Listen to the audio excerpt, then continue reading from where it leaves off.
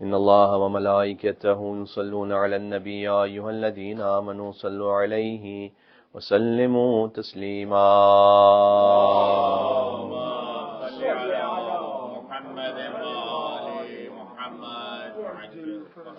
ایک اور مل کے بلند تر صلوات بھیجے محمد وعلی محمد اللہم صل علی محمد وآل محمد وعجل فرجهم اعوذ باللہ من الشیطان الرجیم بسم اللہ الرحمن الرحیم وبه نستعین وهو خیر ناصر ومعین والعاقبۃ للمتقین والجنة للموحدین والنار للعاصین والصلاة والسلام علی اشرف الانبیاء والمرسلین حبیب الہ العالمین العبد المرتضى والنبی المجتبى والرسول المصطفى سیدنا ونبینا وشفیع ذنوبنا وطبیب نفوسنا ومولانا بالقاسم محمد صلی اللہ وعلى آله الطيبين الطاهرين المعصومين المظلومين المنتجبين المنتخبين الميامين سيما بقية الله في الأرضين الذين أذهب الله عنهم الرجس وطهرهم تطهيرا اللهم صل على محمد وعلى محمد رحمة الله على محبيهم واللعنة الدائمة على أعدائهم أجمعين أما بعد فقد قال الله الحكيم في كتابه المجيد بسم الله الرحمن الرحيم ويطعمون الطعام على حبه مسكينا ويتيما واسيرا انما نطعمكم لوجه الله لا نريد منكم جزاء ولا شكورا نعرہ صلوات اللهم صل على محمد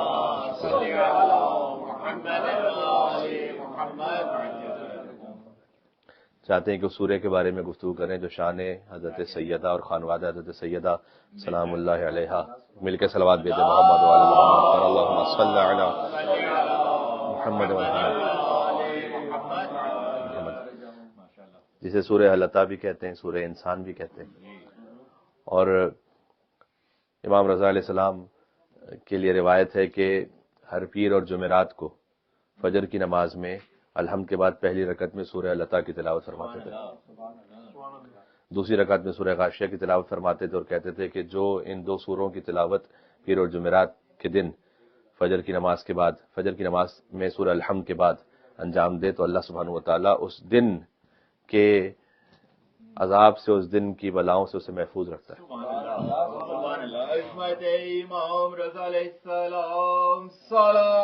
اللہم صلی علی محمد وعلی محمد بلکہ حضور مکرم کی ہمراہی نصیب ہوگی انسان کو کہ جو سورہ حلطہ کی تلاوت کرے، یہ روایت ہے بہشت میں حضور مکرم کی ہمراہی نصیب ہوگی۔ اضطراب دور کر دیتا ہے انسان کا یہ سورہ اور سکون عطا کرتا ہے، اطمینان عطا کرتا ہے۔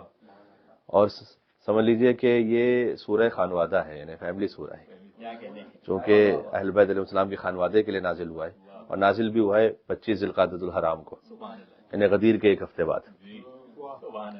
زمانی اعتبار سے اس کی جو تاریخ ہے وہ غدیر کے ایک ہفتے بعد ہے، البتہ یہ کہ جو زیادہ قوی روایات اس کے مطابق غدیر سے ایک سال پہلے نازل ہوا، لیکن تاریخی اعتبار سے اگر آپ کیلنڈر میں دیکھیں تو ایک ہفتے بعد کی تاریخ آتی ہے۔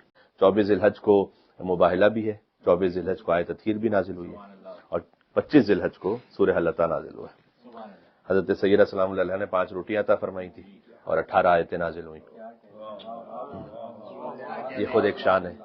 پھر اس خانوادے کی 5 صفات کا ذکر کیا گیا، وہ 5 صفات آج ہم آپ کی خدمت میں بیان کر دیتے ہیں، اور آج کی گفتگو چونکہ ایام فاطمیہ سے مناسبت رکھتی ہے تو لہٰذا بی بی فاطمہ سلام اللہ علیہ کی خانوادے پر گفتگو ہو جائے۔ ایک مل کے صلوات بھیجیں محمد وعلی محمد اللہم صلی علی محمد وعلی محمد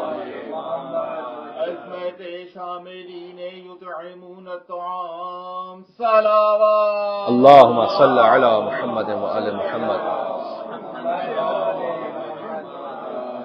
علامہ امینی نے اس سورہ کے بارے میں ایک بہت لطیف نکتہ یہ لکھا ہے، الغدیر کی جلد نمبر 3 صفحہ نمبر 47 پر۔ اس سورہ میں حضور مکرم شامل نہیں ہے، کیونکہ جو روٹیاں دی تھیں وہ پنجتن پاک نے دی تھیں اور پھر بی بی فضہ نے دی تھیں، تو حضور مکرم پر نازل ضرور ہوا یہ سورہ، لیکن حضور مکرم اس عمل میں شامل بظاہر نہیں تھے۔ تو اللہ سبحانہ و تعالیٰ نے شاید اہتمام رکھا ہو کہ ایک سورہ فقط اہل بیت کے لیے نازل کیا جائے.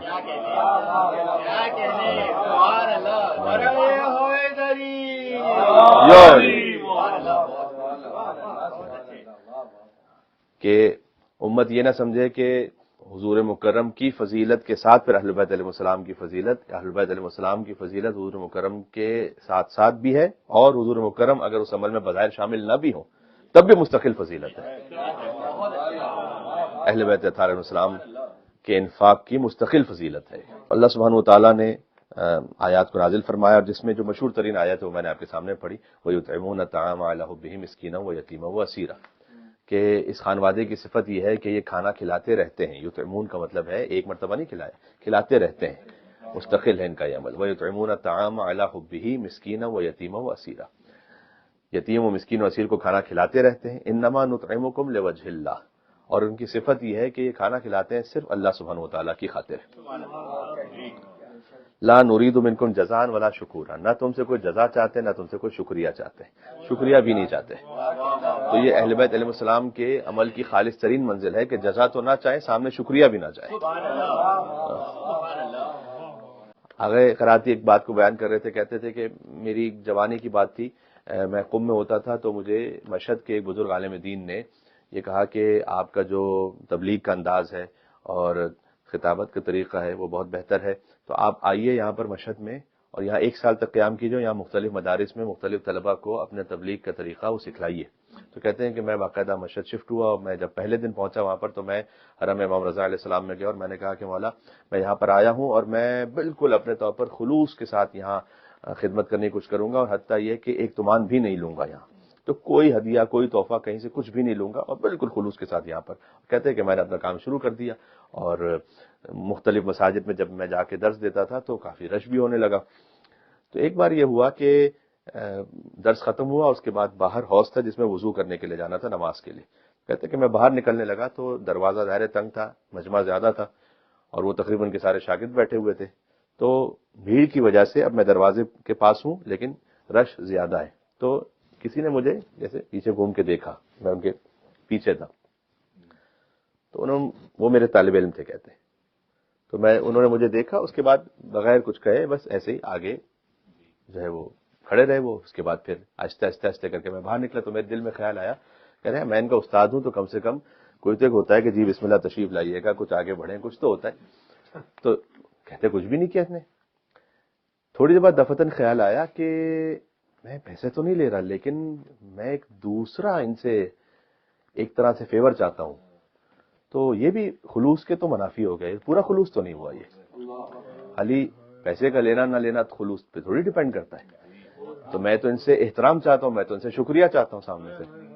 کہتے ہیں بس میرے دل میں خیال آیا اور میں گیا وہاں کے ایک بڑے مجتہد تھے آیت اللہ تہرانی ان کے پاس، اور میں نے ان کو یہ بات بیان کی کہ میرے دل میں سے خیال آیا، لگتا ہے کہ میں نے اپنے خلوص کو گم کر دیا کہیں.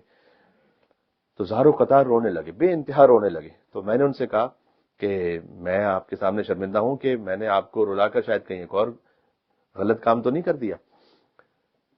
تو انہوں نے جواب دیا کہ نہیں، میں اس خاطر رو رہا ہوں کہ شکر کرو اللہ کی بارگاہ میں کہ اس نے تمہیں اس زندگی میں احساس دلا دیا کہ تھوڑے سے مشرک ہو، اور جاؤ امام رضا علیہ السلام کی بارگاہ میں اور جا کر ان کا شکریہ ادا کرو کہ زندگیاں گزر جاتی ہیں لوگوں کی، وہ قبروں میں پہنچ جاتے تب انہیں سمجھ میں آتا ہے کہ ہمارا عمل خلوص کے مطابق نہیں تھا.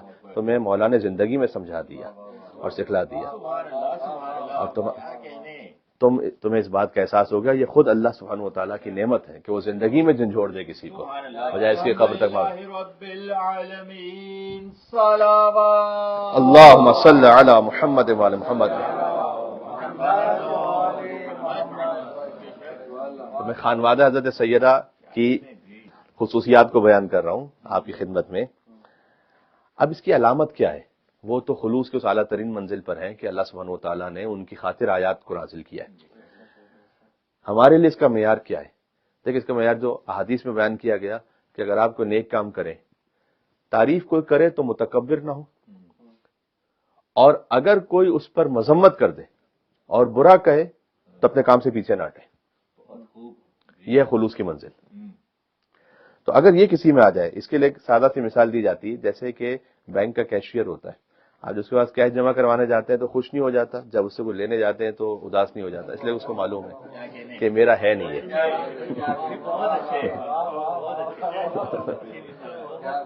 ایک مل کے صلوات بھیجیں محمد اللہم صلی علی محمد وعلی محمد. اس لیے کہ اس کو معلوم ہے کہ جو آ رہا ہے یہ میرا ہے نہیں، اور جو جا رہا ہے وہ بھی میرا ہے نہیں. تو اگر واقعاً کسی کے وجود میں کیفیت داری ہو جائے کہ دنیا آئے تو تکبر نہ آئے، دنیا چلی جائے تو غم نہ ہو، یہ خلوص کی اعلیٰ ترین منزل. اب یہ واقعاً نصیب ہونا یہ بڑی بات ہوتی ہے، بہت مشکل کام ہے، یہ بہت مشکل کام ہے. تو ہم نے ایک آئیڈیل سچویشن آپ کی خدمت میں پیش کر دی. اب جو اس میں جتنا آگے بڑھ سکے، شیخ عباس قمی کا نام بھی آپ نے سن رکھا ہے، مفات الجنان کے جو مصنف تھے، 110 جلدی تقریباً انہوں نے کتابیں لکھی ہیں، یعنی لکھ کے ان کے ہاتھوں میں گٹھے ہو گئے تھے.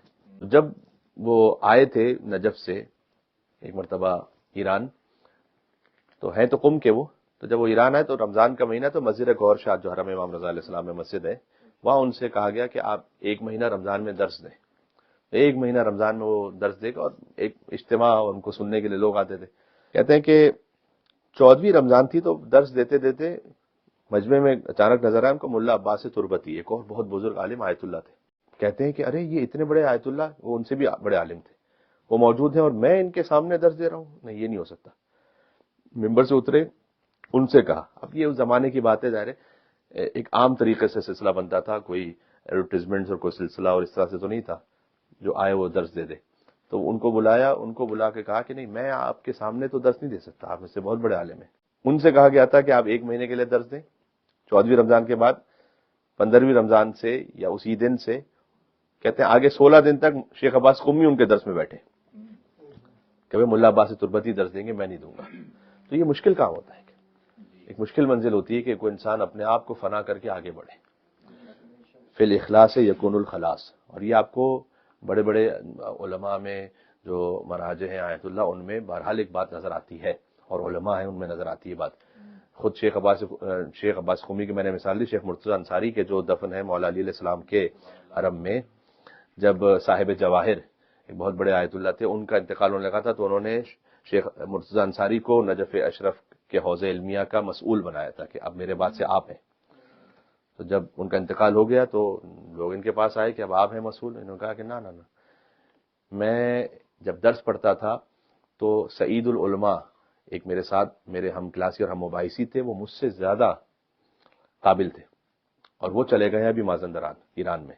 تو ان کے پاس جاؤ، ان سے کہو کہ وہ آ کر نجف کے حوضے کی صدارت کو سنبھالیں. انہوں نے کہا کہ لوگوں نے آج کل کے زمانے کی طرح تھوڑی کہ آپ نے ایک فون کیا تو بات کر لی، کئی مہینے جانے لگیں گے، کئی مہینے آتے. کہا ٹھیک ہے، اس وقت تک ایک طرح سے کیئر ٹیکر ہوں، لیکن ان کو بلاؤ.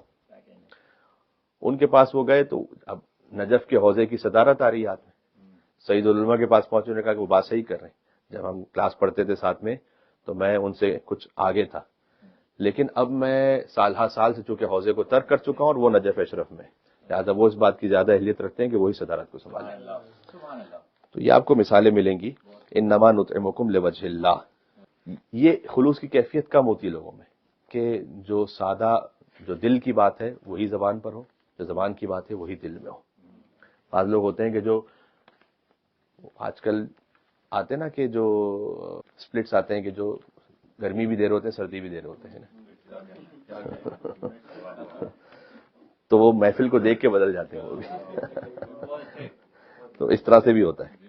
اچھا، میں سوچتا رہا کیونکہ خلوص پہ بہت زیادہ گفتگو ہو چکی ہے اور علماء کی آپ گفتگو سنتے رہتے ہیں، تو کون سا کوئی نیا زاویہ ہو سکتا ہے کہ جو آپ کے سامنے پیش کیا جائے. تو قرآن کی ایک آیت سامنے آئی، سورہ نحل کی آیت نمبر 66. یہ ساری میں بات کر رہا ہوں حضرت سیدہ سلام اللہ علیہا کے خانوادے کے خلوص پر. انما نطعمکم لوجہ اللہ. یہ کھانا کھلاتے ہیں فقط اللہ کی خوشنودی کی خاطر اور کسی خاطر نہیں. لا نرید منکم جزاء ولا شکورا. اللہ کے لیے کھلاتے ہیں، پھر جزا اور شکریہ بھی نہیں چاہتے. یہ اعلیٰ ترین منزل ہے. سورہ نحل میں اللہ سبحانہ وتعالیٰ نے انعام کا ذکر کیا. انعام یعنی چوپائے.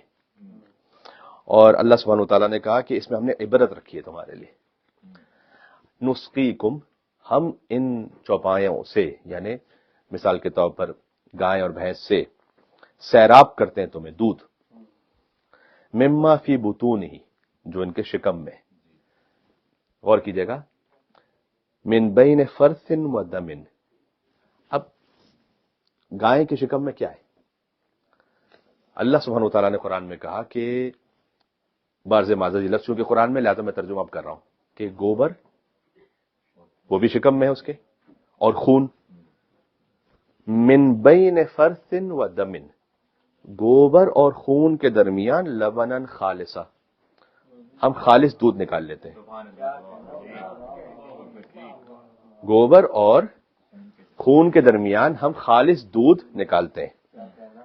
آپ دیکھیے گا، یعنی اللہ سبحانہ وتعالیٰ نے جو اہتمام کیا ہمارے سامنے، ایک جانور کی مثال ہے۔ اگر واقعی انسان کو اس طرح کی کوئی فیکٹری لگانی ہوگی جہاں اس طرح کا مکس ہو معاملہ، تو کیسی مشینریز بنانی پڑیں گی اور کیسا سسٹم بنانا پڑے گا، اور پتہ نہیں کتنے ملینز آف ڈالرز خرچ کرنے پڑیں گے کہ یہ آپ کو نظام بن سکے۔ اور اللہ سبحانہ وتعالیٰ نے ہر چلتے پھرتے حیوان کے اندر بلٹ ان یہ نظام رکھا ہوا، تو اب بھی کوئی خدا کا انکار کرے گا کیا؟ اللہ سبحانہ وتعالیٰ نے کہا کہ ہم نے جو انعام خلق کیے ہیں ان میں اس کے فضلے اور خون کے درمیان سے لبنن خالصہ، تمہارے لیے خالص دودھ نکالتے ہیں۔ یہ خالص کا لفظ اللہ سبحانہ وتعالیٰ نے اس آیت میں استعمال کیا، میں خلوص کو سمجھانا چاہ رہا ہوں۔ اس لیے کہ دودھ کو اللہ نے کیوں لبنن خالصہ کہا ہے؟ اس لیے کہ نہ اس میں گوبر کی بو ہوتی ہے، نہ خون کا رنگ ہوتا ہے۔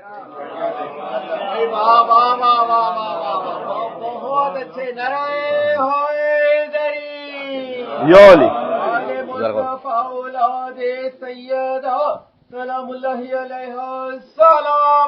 اللہم صل علی محمد وعلی محمد۔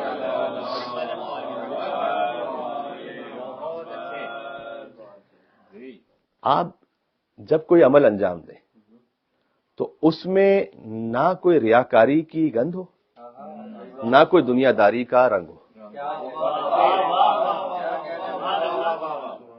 یہ ایسا ہے کہ جیسے گوبر اور خون کے درمیان سے لبنن خالصہ،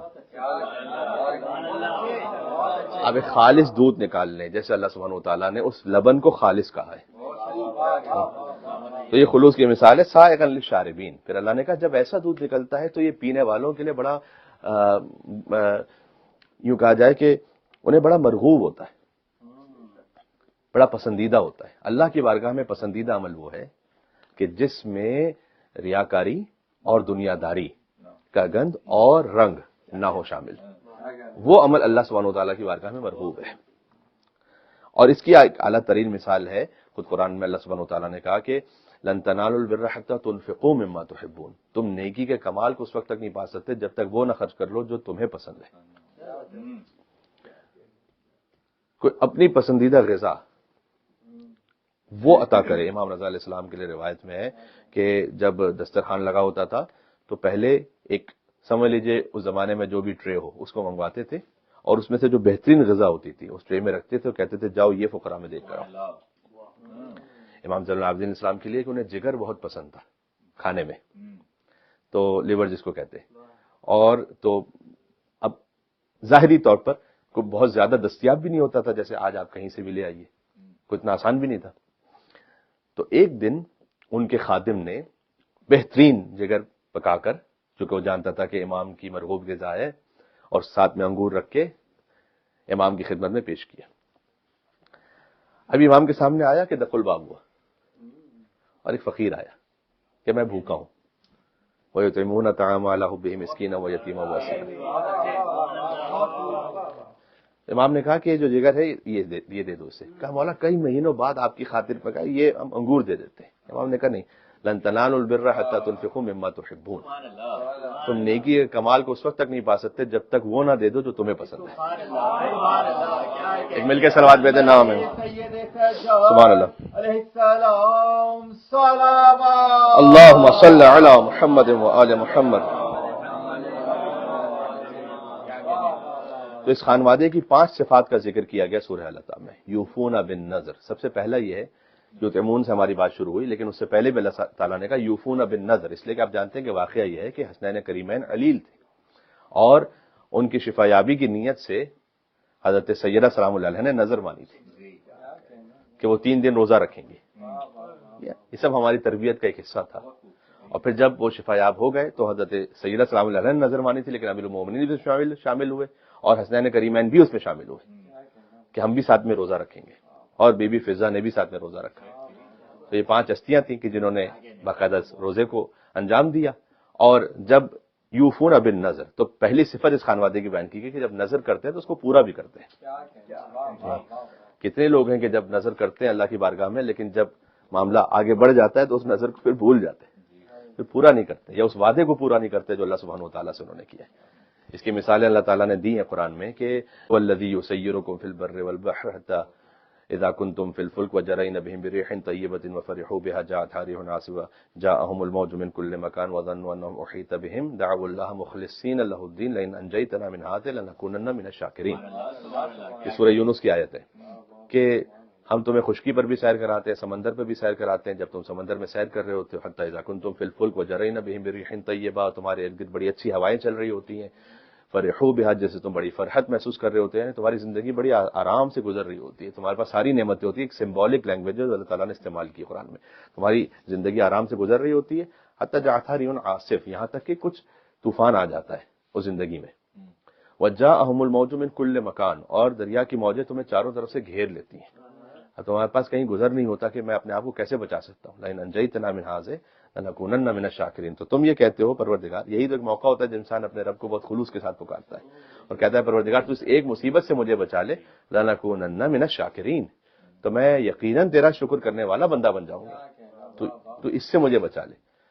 فلما انجاہم اذا ہم، تو اللہ کہتا ہے کہ ہم اسے نجات عطا کرتے ہیں۔ اب اس میں بڑی گنجائش ہے کہ بات ہو سکے، کیونکہ اللہ سبحانہ و تعالیٰ کا معاملہ یہ نہیں ہے کہ وہ عام انسانوں کی طرح ہو کہ اللہ کہے کہ خالی مشکل میں کیوں یاد آیا میں۔ یہ عام دوست کوئی کہہ سکتا ہے کہ یار ویسے تو تم بھولے ہوئے تھے، آج جب مشکل میں ہو تو یاد آ گیا میں۔ اللہ تعالیٰ کا معاملہ یہ نہیں ہے، یعنی اللہ پلٹ کے کوئی تانا نہیں دیتا نعوذ باللہ کہ تم نے کیوں فقط مجھے مشکل میں یاد کیا، اللہ اس وقت بھی دعا کو سن لیتا ہے۔ فلما انجاہم، جب اللہ سبحانہ و تعالیٰ نجات عطا کرتا ہے، کہتے ہیں اذا ہم یبغون فی الارض بغیر الحق، اسی وقت سے یہ زمین پہ پھر سے فساد شروع کرتے ہیں۔ اب یہ کشتی سے اللہ تعالیٰ نجات عطا کرتا ہے، اور جیسے ہی کہتے ہیں کہ ہم خشکی پہ پہنچتے ہیں اسی وقت سے فساد شروع کرتے ہیں۔ تو یوفون بالنذر، اللہ کہتا ہے کہ نذر کو پورا کرنے والے، اللہ کی خدمت میں وعدے کو پورا کرنے والے بڑے کم ہیں۔ لیکن اللہ نے یہاں پر کہا ہے کہ انما بغیکم علی انفسکم، اگر تم ایسا کرتے ہو تو سب سے پہلے تو تم صرف اپنے آپ کو دھوکہ دیتے ہو، اللہ کو نہیں دے رہے ہو، تم اللہ کے ساتھ چیٹ نہیں کر رہے، اپنے آپ کے ساتھ کر رہے ہو۔ متاع الحیات دنیا، دنیا کی زندگی تھوڑی سی اسے گزار لو، ثم الینا مرجعکم، جاؤ گے کہاں، ہمارے پاس ہے تمہیں، فننبئکم بما کنتم تعملون، ہم اس وقت خبر لے لیں گے جو کچھ تم دنیا میں کیا کرتے تھے۔ اس لیے کہ انتقام لینے کی جلدی اسے ہوتی ہے جیسے حکومت چھن جانے کا خوف ہوتا ہے۔ تو یوفون بالنذر، جو اپنے وعدے کو پورا کرتے ہیں۔ وہ ایک مولانا صاحب ایک جگہ پر پہنچے، رمضان مبارک میں درس دے رہے تھے، تو اس گاؤں میں ایک چودھری صاحب بھی تھے، انہوں نے کہا کہ جب آپ کا اتنا خوبصورت درس ہے کہ عید کی نماز کے بعد جب اپنے گاؤں آپ واپس جائیں گے تو میں کچھ گندم، کچھ چاول کی بوریاں آپ کی خدمت میں پیش کروں گا۔ جب عید کی نماز ہو گئی اور انہوں نے کہا کہ چودھری صاحب آپ نے وعدہ کیا تھا، کہا نہیں وعدہ تو یہ بات یہ تھی کہ آپ نے تقریر کی تھی، بڑا اچھا لگ رہا تھا ہمیں، ہم نے بھی ایک بات کہہ دی تاکہ آپ کو بھی اچھا لگے یہ۔ تو یوفون بالنذر، پہلی اس خانوادے کی جو پہلی صفت ہے وہ یہ کہ اللہ سے کیا ہوا وعدہ پورا کرتے ہیں۔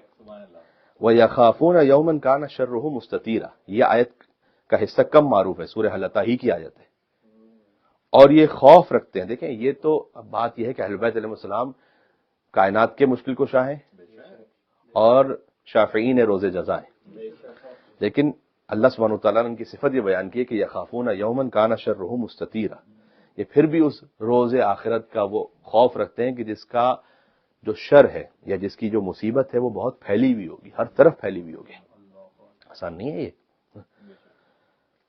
خوف قیامت یہ بھی ایک بڑی نعمت ہے، اور جسے اس بات کا یقین ہے تو آپ یقین فرمائیے گا کہ بولنا انسان کم کر دے یا بالکل ہی ختم کر دے، اگر اسے یقین ہو کہ قیامت میں ایک ایک لفظ کا اور ایک ایک حرف کا اسے حساب ہونا، آسان بات نہیں ہے۔ اب اور ہمارے اللہ اکبر، سورہ لیل میں ایک واقعہ ہے،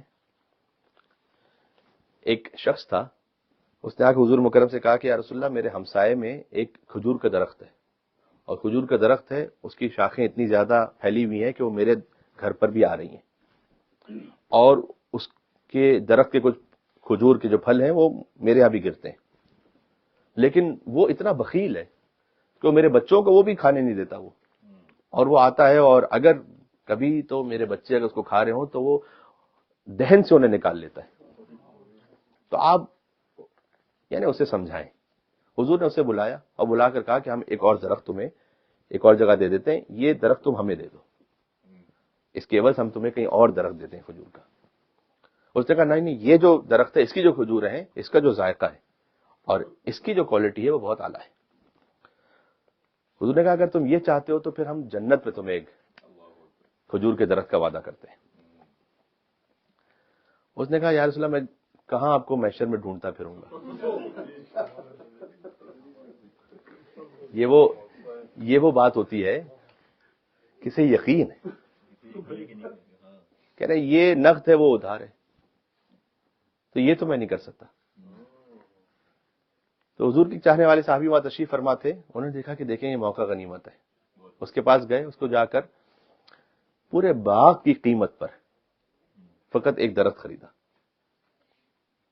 چاہے باغ کی قیمت مل رہی تھی تو بیچ دیا پھر اس نے، اور وہ درخت آ کر انہوں نے صحابی نے رسول اللہ کی خدمت میں ہدیہ کر دیا، کہ چونکہ آپ نے جنت کے درخت کا وعدہ کیا ہوا ہے، اس کا مطلب یہ ہے کہ یہ طے ہے کہ اگر کوئی یہ درخت آپ کی خدمت میں ہدیہ کر دے تو اس کے تو جنت یقینی ہے۔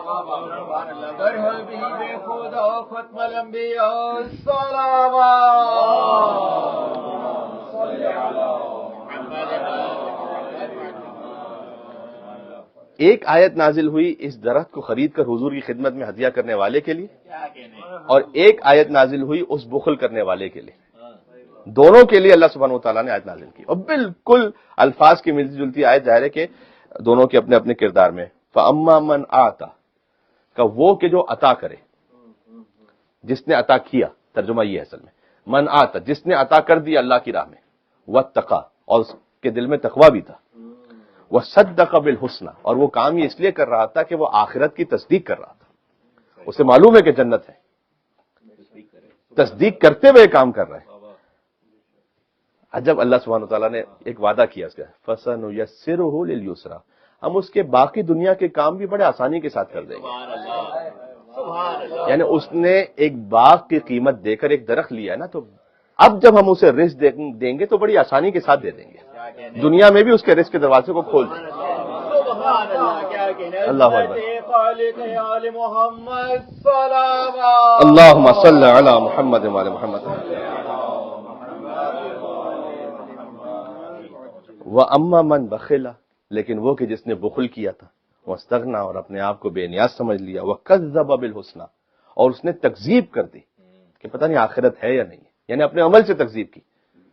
میں آپ سے کہہ رہا ہوں کہ بہت سارے ہم بھی اپنے عمل سے آخرت کی تکذیب کر رہے ہوتے ہیں۔ اگر ہمیں یقین ہو کہ آخرت ہے تو بہت کچھ نہ ہم دیکھیں گے، نہ کہیں گے، نہ سنیں گے۔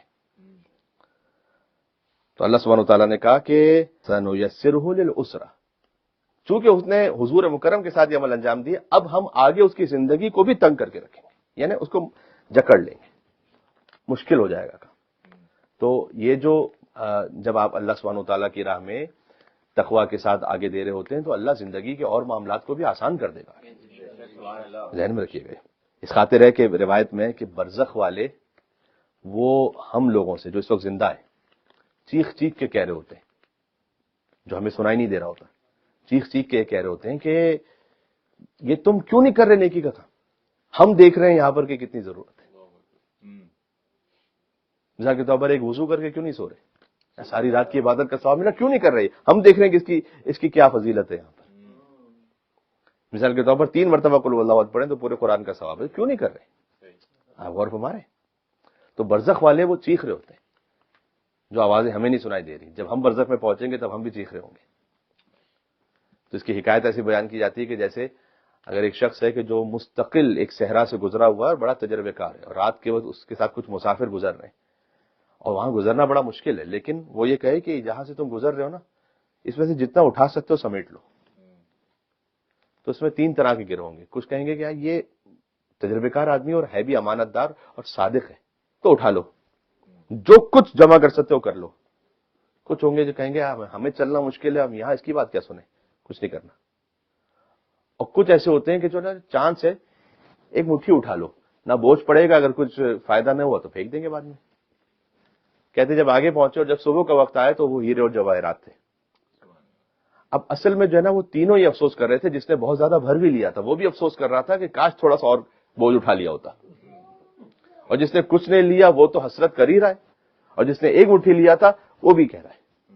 یہی معاملہ ہوگا آخرت میں ہم سب کا، کہ کتنی بھی نیکی لے کر چلے جائیں، بہرحال دل میں ایک حسرت ہو رہی ہوگی کاش یہ بھی نیکی کر لی ہوتی، کاش وہ بھی نیکی کر لی ہوتی. یہ وہ ہے کہ جو بعد میں ہم پہنچے ہم ان سے عرض کرتے ہیں کہ ہم سورہ حل عطا کی روشنی میں اہل بیت علیہ السلام کی خانوادے کی 5 صفات کا ذکر کر رہے ہیں آپ کی خدمت میں. یوفون بالنذر، یہ اپنی نظر کو پورا کرتے ہیں. وَيَخَافُونَ يَوْمًا كَانَ شَرُّهُ مُسْتَطِيرًا، اور یہ خوف قیامت رکھتے ہیں جس دن کا شر اور جس دن کا خطرہ پھیلا ہوا ہوگا. وَيُطْعِمُونَ الطَّعَامَ عَلَىٰ حُبِّهِ مِسْكِينًا وَيَتِيمًا وَأَسِيرًا، یہ یتیم و مسکین و اسیر کو کھانا کھلاتے ہیں. انما نطعمکم لوجہ اللہ، کھانا فقط اللہ کے لیے کھلاتے ہیں. لا نرید منکم جزاء ولا شکورا، نہ ان سے جزا چاہتے ہیں نہ شکریہ چاہتے ہیں. انا نخاف من ربنا، پھر فرمایا اور یہ اللہ سبحانہ و تعالیٰ کا خوف رکھتے ہیں، اس کے وجود کا. یومن عبوسا قمطریرا، اداس کر دینے والے ہولناک دن سے. یہاں بات ختم ہو گئی. جو 5 صفات تھیں اہل بیت علیہ السلام کی خانوادے کی بیان کی گئی. ایک اور مل کے صلوات دیجیے گا محمد علیہ محمد علیہ السلام پر. اللہم صل علی محمد وعلی محمد وعجل فرجہ.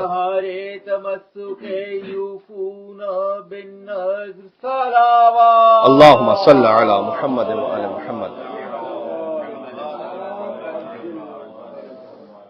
وعجل فرجہم.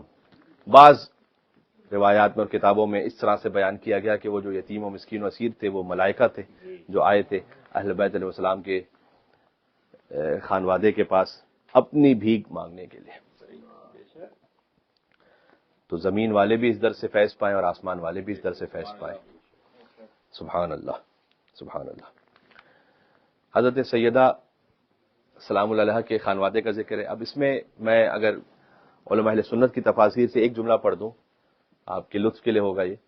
چونکہ اہل بیت علیہ السلام کی خانوادے کی فضیلت ہے تو اس میں آپ آگے دیکھیے گا کہ ایک دفعہ جا کے پڑھیے گا، مختصر سے سورہ ہے، کوئی زیادہ طولانی بھی نہیں، جا کے پڑھیے گا تو اس میں جنت کی نعمتوں کا ذکر پھر آگے کہ یہ خانوادہ یہ صفات رکھتا ہے، اور پھر جنت کی یہ نعمتیں اللہ سبحانہ و تعالیٰ نے عطا فرمائی. تو جنت کی جو نعمتوں کا ذکر ہے تو بزرگ ایک عالم اہل سنت ہیں، انہوں نے اس بات کو لکھا کہ پورے سورے میں آپ دیکھیے گا کہ جنت کی نعمتوں کا ذکر ہے لیکن حور کا ذکر نہیں کیا اللہ نے. احترام حضرت فاطمہ زہرا سلام اللہ علیہ کی وجہ سے، چونکہ بی بی فاطمہ زہرا سلام اللہ علیہ کا ذکر تھا اس سورے میں، لہذا اللہ سبحانہ وتعالیٰ نے جنت کی نعمت کا ذکر کیا، لیکن حور العین کا ذکر کرنا اللہ سبحانہ وتعالیٰ نے سورے میں مناسب نہ سمجھا. اور چونکہ یہ بھی ایک لطف کی بات ہے کہ حضرت سیدہ سلام اللہ علیہ کی خانوادے کے ساتھ بی بی فضہ نے بھی روٹیاں دی تھیں. تو اس سورے میں دیکھیے گا کہ 3 مرتبہ فضہ کا لفظ استعمال ہوا ہے. 3 دن کے لیے 3 مرتبہ فضہ کا لفظ استعمال ہوا ہے، اگرچہ کہ وہ چاندی کے مطلب میں ہے، لیکن فضہ کا لفظ اللہ سبحانہ وتعالیٰ نے اس قرآن میں رکھا، اس نام کو رکھا 3 مرتبہ اللہ سبحانہ وتعالیٰ نے قرآن میں. عظمت شامل یتیمون الطعام جناب فضہ علیہ السلام صلوات. اللہم صل علی محمد وعلی محمد.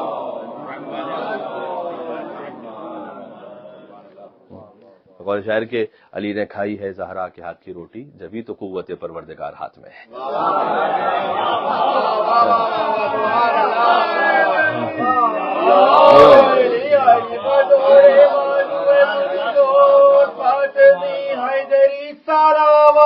اللہم صل علی محمد وآل محمد وعجل فرجہ.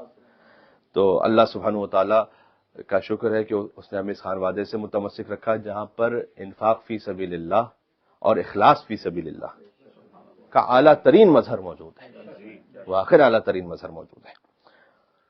عزیزوں، بات یہاں پر آج کی حد تک میں تمام کر دوں گا. ایام فاطمیہ اب شروع ہو چکے ہیں، حضرت شہزادی کونین کی شہادت کے ایام ہیں، اور امام حسین علیہ السلام پر ان کی مظلومیت کی کیفیت کی وجہ سے مومن بھی روتا ہے، غیر مومن بھی، مسلمان بھی، غیر مسلم بھی. لیکن ایام فاطمیہ کی خاصیت یہ ہے کہ یہاں صرف وہ رو سکتا ہے کہ جو ولایت علی پہ یقین رکھتا ہے، اس لیے کہ اس کا تعلق ہی علی بن ابی طالب علیہ السلام کی ولایت کے ساتھ ہے. اولین شہید ہے، راہ ولایت ہے بی بی فاطمہ الزہرا سلام اللہ علیہا. اور یہ جو ایام ہے، اب صادق علیہ محمد نے فرمایا کتاب الہدایۃ الکبریٰ میں روایت موجود ہے کہ لا یوم کا محنتنا لا یوم کا یوم محنتنا بکربلا. یہ اس سے ملتا جملہ ہے کہ لا یوم کا یوم کا یا ابا عبداللہ، کہ ہمارے لیے رنج اور الم کا کوئی دن کربلا جیسا نہیں ہے. وَإِن كَانَ يَوْمُ السَّقِيفَةِ، لیکن جو سقیفہ کا دن ہے وہ احراق النار علی باب امیر المومنین، اور امیر المومنین کے گھر جلائے جانے کا دن. والحسن والحسین وفاطمہ وزینب وام کلثوم وفضہ، یہ مولا نے نام ذکر کیے جو اس گھر میں مقیم تھا. مولا حسن، مولا حسین، بی بی فاطمہ الزہرا سلام اللہ علیہا، بی بی زینب اور بی بی ام کلثوم سلام اللہ علیہما، اور بی بی فضہ.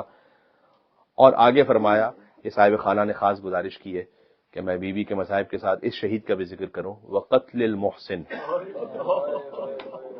بالرفض، محسن کا شہید ہو جانا اعظم، وہ کربلا کے مصائب سے بھی زیادہ شدید ہے ہمارے لیے. لأنہ اصل یوم العذاب، اگر دنیا کا کوئی عذاب تصور ہو سکتا ہے، یہ لفظ معلوم ہے، دنیا کی شدید ترین کوئی مصیبت تصور ہو سکتی ہے، صادق علیہ محمد نے کہا فرمایا کہ یہ وہ دن ہے. ایک تہائی نسل سادات شہید ہو گئے حضرت محسن کی شہادت سے. آج جتنے بھی سادات ہیں یا امام حسن کی اولاد میں سے یا امام حسین کی اولاد میں سے، حضرت محسن کی شہادت فقط ایک فرد کی شہادت نہیں ہے، ایک تہائی نسل سادات کی شہادت ہے. آپ غور فرمائیے گا. اور یہ وہ مظلوم ہے کہ جن کا جشن ولادت نہیں ہوتا، فقط مجلس شہادت ہوتی ہے.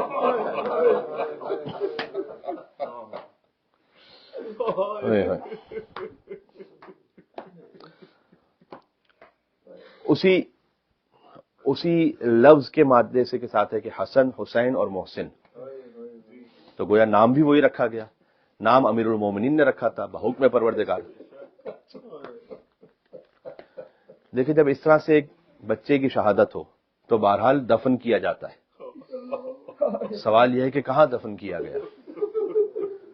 تو آپ کو کتابوں میں ملے گا کہ خود حجرہ حضرت سیدہ سلام اللہ علیہا میں. تو میں سوچتا ہوں کہ بی بی فاطمہ کے لیے کتنے سخت ایام ہوں گے وہ، کہ اپنے سامنے اپنے سخت شدہ بچے کی قبر کو بھی دیکھیں مسلسل، اور مسلسل شکستہ پہلو کے ساتھ بی بی مصائب کی ان کیفیتوں سے گزری. 300 لوگ آئے تھے علی کے دروازے پر. کیوں آئے تھے؟ کیا امیر المومنین نے نعوذ باللہ کوئی حق غصب کیا تھا؟ کیا نعوذ باللہ امیر المومنین نے، یہ وہ جملے ہیں کہ جو امام حسین نے کہے تھے، اس لیے میں وہاں سے استفادہ کرتے ہوئے کہہ رہا ہوں. عاشور کے دن مولا حسین کہتے تھے میں نے کسی حلال کو حرام کیا ہے یا حرام کو حلال کیا ہے یا کوئی قتل ناحق کیا. کیوں آئے تھے؟ علی بن ابی طالب علیہ السلام کے در پر کیوں آئے تھے؟ گھر کا دروازہ جلانے کے لیے آئے تھے، اور اتنی لکڑیاں لے کر آئے تھے. آپ غور کیجیے گا، تاریخ میں لکھا ہوا ہے کہ 3 مہینوں تک مدینہ والے انہی لکڑیوں سے کھانا بناتے رہے تھے.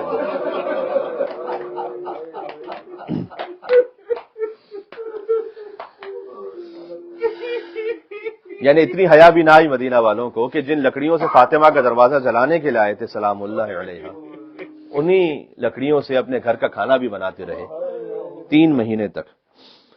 اور خانہ وہی جل رہا تھا. ایک آواز آئی، بلکہ چاہتے تو یہ تھے کہ علی و زہرا کو بھی جلا دیا جائے ساتھ میں. ایک آواز آئی کہ اس گھر میں حسن اور حسین بھی ہیں. ایک شقی نے کہا وَإِن، اگر حسن حسین بھی ہوں تب بھی اس گھر کو جلا دوں گا. ناموس اللہ الاکبر کہا گیا ہے جسے روایات میں بی بی فاطمہ الزہرا سلام اللہ علیہا. دیکھیں میں آپ سے ایک بات کہتا ہوں، یہ بھی ایک فطرت کی بات ہے. عام طریقے سے آپ دیکھیں تو شوہر اور زوجہ، ایک عالم دین بیان کرتے ہیں کہ میرے پاس آئے تو بعض مردوں کی غلط عادت ہوتی ہے جسے بہت برا کہا گیا ہے، ہاتھ اٹھانا. بہت ہی قبیح کام ہے یہ. تو زوجہ نے شکایت کی کہ یہ میرے شوہر مجھے کبھی اس طرح سے مار دیتے ہیں. تو چلیں، اس نے کہا کہ اگر اس میں غصہ بھی آ جائے اور اگر یہ کر بھی لیں تو ان سے کم اتنا کہیں کہ بچوں کے سامنے ہاتھ نہ اٹھایا کریں.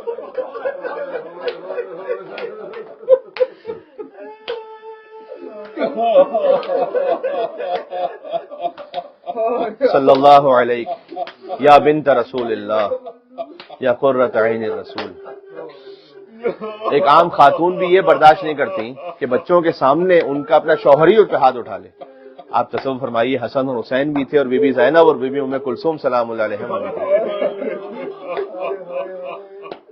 اولاد والے تشریف فرما ہے, سادات کرام بھی موجود ہیں یہاں پر. یا اللہ, جن لکڑیوں پر آگ لگی ہوئی تھی ان لکڑیوں کو سیدہ سلام اللہ کے دروازے پر رکھنا شروع کیا ایک لعین نے, اور دروازہ جلتا رہا. سیدہ اس دروازے کو روکتی رہیں, لیکن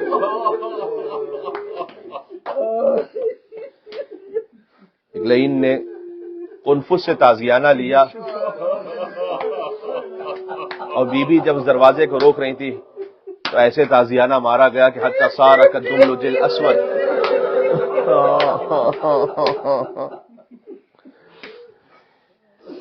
صادق آل محمد فرماتے ہیں کہ گویا سیاہ نشان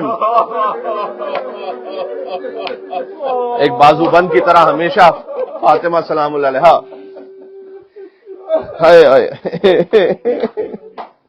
اب بھی بی بی دونوں ہاتھوں سے دروازہ تھام کر روک رہی تھی کہ میں روایت کا کیا لفظ پڑھوں. وَرَقْلِ الْبَابِ بِرِجْلِهِ, کسی نے پیروں سے دروازے کو دھکا دیا. حتی اصاب بطنها, یہاں تک کہ وہ دروازہ شکم حضرت سیدہ پر لگا. وَهِيَ حَامِلَةٌ بِالْمُحْسِنِ لِسِتَّةِ أَشْهُرٍ, جبکہ وہ 6 مہینے سے حضرت محسن سے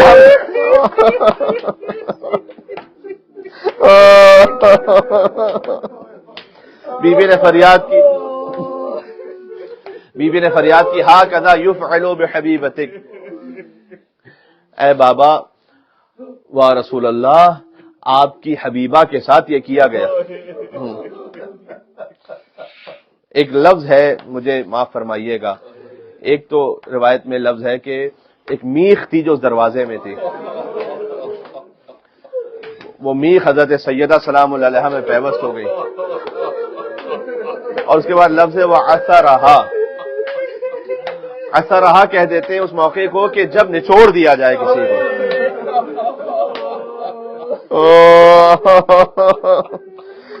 فاطمہ سلام اللہ علیہ نے صدا دی, فخذینی فضا, فضا مجھے سنبھال لینا. راما قد قتل فی بطن عائشہ, اس لیے کہ جو میرے شکم میں تھا وہ مار دیا گیا.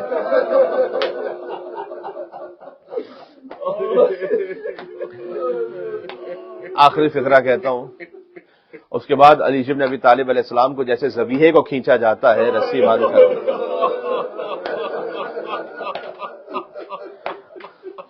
کھینچ کر لے گئے علی بن ابی طالب علیہ السلام.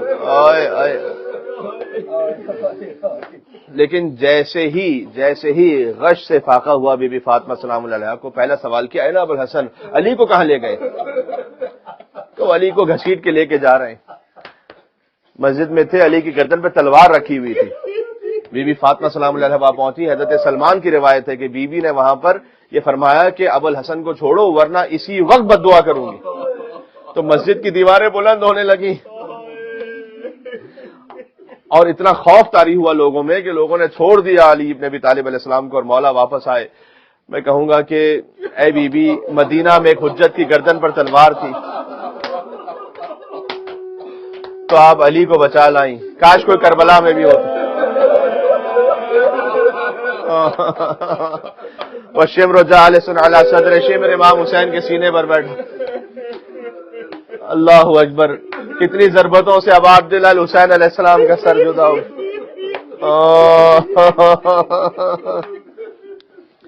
جب امیر المومنین دیکھیں, جہاں کہیں پر گھر میں کوئی میت ہو جائے تو بچے تو روتے نا بلند آواز سے, لیکن علی اپنے بچوں کو خاموش کرواتے تھے کہ مدینے والوں کو خبر نہ ہونے پائے.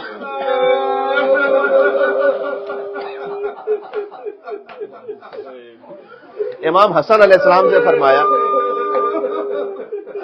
مولا نے امام حسن مجتبی علیہ السلام سے فرمایا, ادعو لی ابازر, ابازر کو بلا لینا میرے لیے.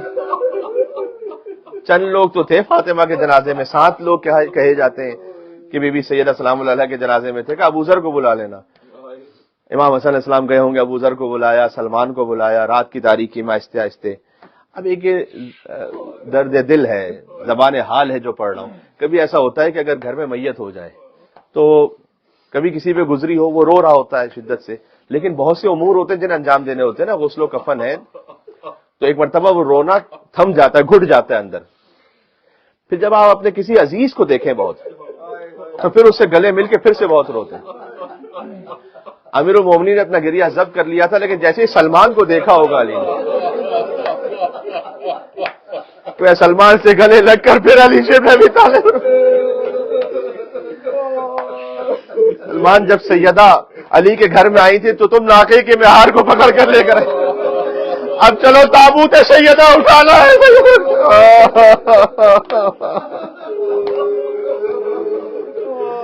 اور جب غسل میت کی کیفیت ہے تو حضرت اسما بنت امیس تھیں کہ جو مولا علی علیہ السلام کی مدد فرما رہی تھیں. علی پردے کے اندر تھے، وہ بیوی پردے سے باہر تھیں، لیکن وہ علی کے جو سب کو خاموش کروا رہے تھے وہ چیخ مار کر روئے اور باہر تشریف لائے. حضرت بی بی اسما بنت امیس نے پوچھا کہ یا علی آپ کیوں رونے لگے چیخ مار کر؟ فرمایا رأیت السواد علی وجہ فاطمہ، میں نے ایک سیاہ نشان دیکھا، وہ احمرار عینہا، اور سیدہ کی آنکھوں کو سرخ دیکھا اور زخمی دیکھا. اب جانتے نا امام حسن علیہ السلام مدینہ کی گلی سے بھی گزرتے. یہ آخری مصائب کے جملے پر میں آ گیا. میرا دل کہتا ہے کہ بی بی زینب سلام اللہ علیہ نے گریہ کیا ہوگا اپنی والدہ کی مظلومیت پر، لیکن علی نے تسلی دے کر کہا ہوگا بیٹی آپ کی ماں نے تو ایک تازیانہ کھایا تھا، لیکن اللہ جانے زینب نے کربلا سے کوفہ، کوفہ سے شام کتنے تازیانہ.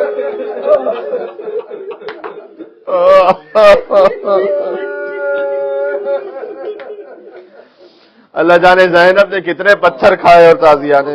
سلام اللہ علیہ.